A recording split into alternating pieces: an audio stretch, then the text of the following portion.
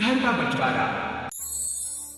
अरे विनोद, तूने हलवाई को सारा सामान तो दे दिया है ना? अक्षय की शादी में कोई कमी नहीं रहनी चाहिए। आखिर सबसे छोटा भाई है तुम सबका। हाँ माँ, आप चिंता मत करो, मैं पूरा ध्यान रखूंगा।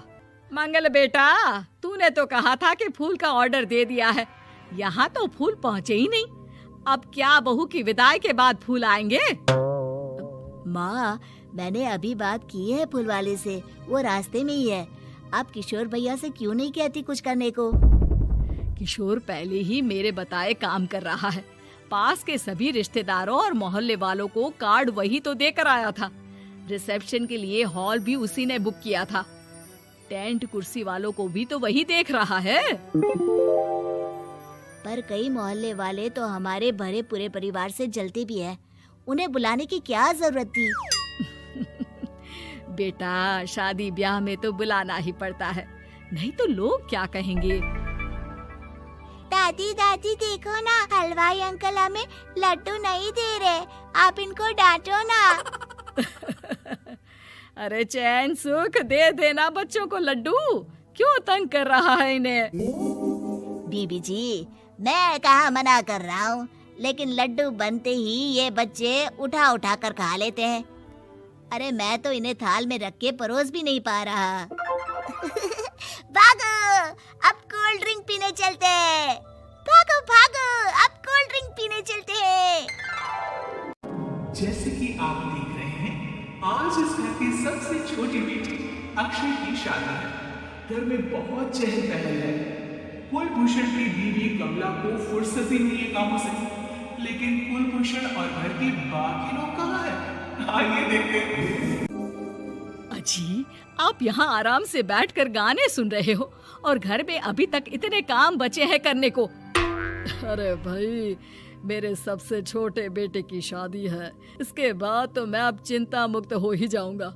और फिर घर में तुम हो, बेटे बहुएं हैं, तुम लोगों के होते हुए मैं क्यों काम करूं? मैं तो शान से बेटे की शादी में जाऊंगा तैयार होकर। अरे ठीक है, अब आप आराम ही कीजिए। एक बार अभिषेक की बीवी आ जाए, फिर मैं भी आराम करूंगी और मेरी चारों बहुएं पूरे घर की जिम्मेदारियां संभाल लेगी। इतना कहकर कमला वापस अपने काम में लग जाती है।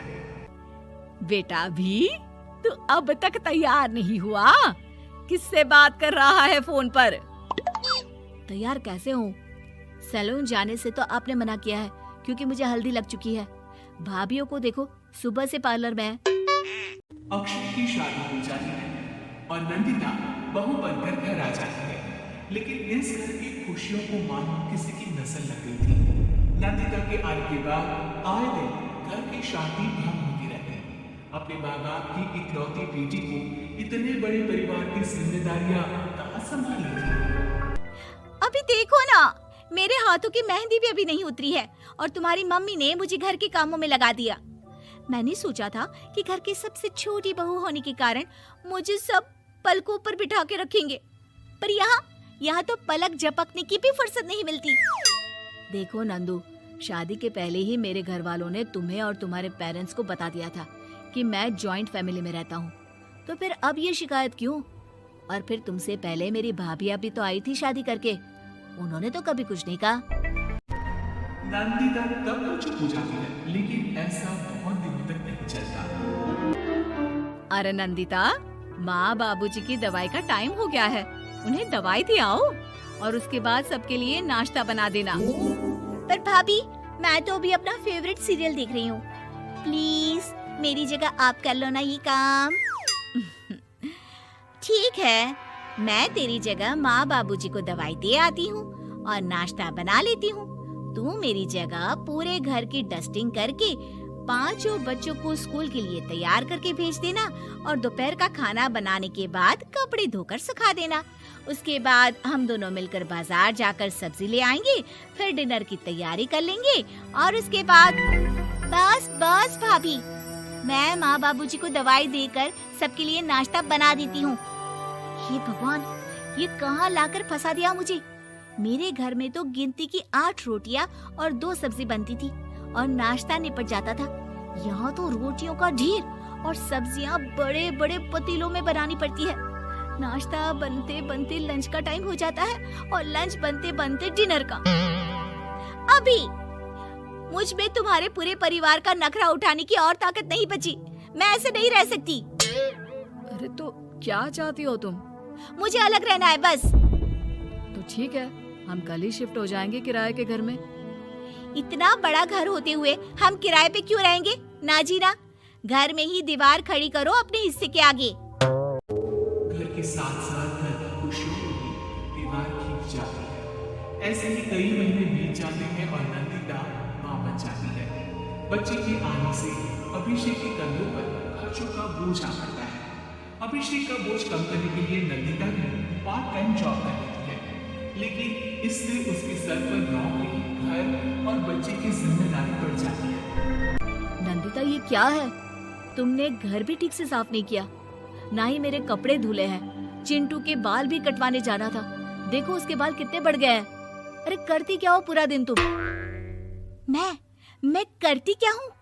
तुम्हारा नाश्ता और लंच बनाने के बाद चिंटू को डे केयर सेंटर पर छोड़ कर आती हूँ, फिर खुद ऑफिस जाती हूँ। पूरा दिन काम करके आने के बाद बिना आराम किए बाजार से सब्जियाँ लेकर आती हूँ, घर आकर खाना बनाती हूँ, चिंटू को देखती हूँ और क्या करूँ मैं? तो किसने कहा था अपने सर पर इतने काम लेने को? मत जाओ ऑफिस। ऑफिस जाए बिना घर के खर्चे कहाँ से पूरे होंगे? चिंटू की डे केयर का खर्च, उसके लिए बेबी फूड का खर्च, प्रेस वाले का खर्च, ये सब तुम्हारी सैलरी से होता नहीं है। अगर परिवार से अलग नहीं होती तो इतनी मुसीबतें नहीं उठानी पड़ती तुम्हें परिवार के साथ मिलकर काम करने में दिक्कत थी, लेकिन काम तो अब भी बहुत है तुम्हारे सर पर। चिंटू को भी डे केयर भेजने की जरूरत नहीं पड़ती। उसको गोद में खिलाने के लिए दादा दादी और घर के सभी बड़े होते। उसके साथ खेलने के लिए उसके भाई बहन भी होते। मेरे तीनों बड़े भाइयों के बच्चे भी बड़े हुए हैं, लेकिन बिना महंगा बेबी फूड खाए, क्योंकि मेरी माँ और भाभियाँ बहुत अच्छे से जानती है कि बच्चे को क्या खिलाना चाहिए। बिजली के बिल जैसे खर्चे भी सब मिलकर बांट लेते थे। लेकिन तुम्हें तो सबसे अलग रहने में ही मजा आता है, तो अब शिकायत क्यों करती हो? बस करो अभिषेक, बस करो। मैं मानती हूँ कि मैं गलत थी। मेरे एक गलत फैसले ने हमें बिल्कुल अकेला कर दिया है सबसे।